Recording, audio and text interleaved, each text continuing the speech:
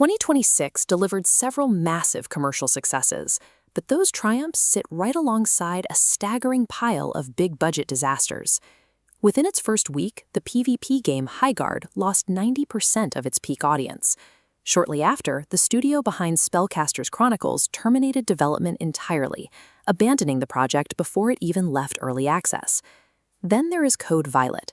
Despite a massive marketing campaign and its status as a PlayStation 5 exclusive, the game launched in a nearly unplayable state, crippled by broken mechanics and a nonsensical story. When a project fails this spectacularly, players often blame lazy developers.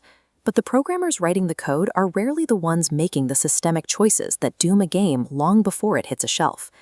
These 2026 failures are predictable. They are the latest symptoms of corporate pathologies that have been embedded in the industry for over 40 years.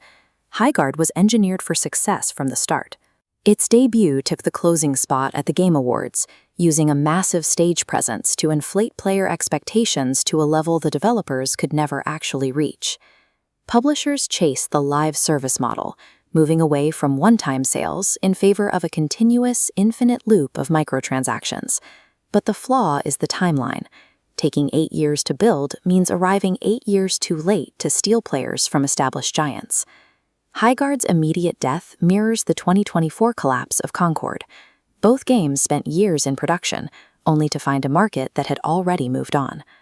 When a game tries to force itself into a player's social routine years after the genre has peaked, it faces immediate rejection. Late-arriving franchises cannot compete with a player's existing friends and habits. Corporate mandates also force studios to abandon their technical strengths. Quantic Dream built its reputation on narrative-heavy adventures, yet they were pushed to develop Spellcasters Chronicles, a mechanical 3v3 MOBA that sat entirely outside their expertise. Samson suffered a different type of internal collapse. Financial shortages in 2025 forced the studio to pivot away from ranged combat and focus on street brawling, leaving the final game feeling unresponsive and repetitive. This budget-driven failure echoes the 2023 Gollum disaster. Daedalic Entertainment attempted an ambitious 3D action game on a €15 million budget, roughly a tenth of what their competitors spent. When studios are forced to abandon their core skills or work with gutted budgets, the mechanical foundation of the game is guaranteed to fail. Other failures stem from a rush to exploit market trends. Code Violet and Tokyo Scramble were both fast-tracked to capture an audience desperate for the return of the Dino Crisis franchise. These rushed timelines produced broken AI, unworkable stealth mechanics, prioritizing speed over basic functionality. This pattern started in 1982. Atari gave Howard Scott Warshaw only 5 weeks to develop the E.T. video game for the Christmas season. That impossible deadline resulted in a product so poor it catalyzed a historical industry crash. We saw it again with Sonic 06.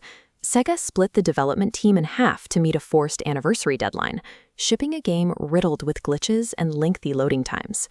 Prioritizing a rigid calendar or a market trend over fundamental development always yields the same result: a broken product. To measure the cost of these failures, researchers used natural language processing to analyze over 50,000 user ratings for PC games on Metacritic. Look at the bottom of this chart. Online ratings don't form a standard symmetrical bell curve. Instead, they form a J-shape, where the most vocal users cluster at the lowest possible scores. This is review bombing. It is a coordinated retaliation by players who feel lied to by marketing or exploited by predatory microtransactions and day-one bugs. Cyberpunk 2077 set the historical precedent for this backlash. It built massive cultural hype through street murals and marketing, only to face a wave of extreme negative ratings when the game launched with severe technical flaws. Review bombing serves as a calculated economic penalty. It is the most direct way for a consumer base to retaliate when they feel financially exploited by corporate negligence. The disasters of 2026 are not new.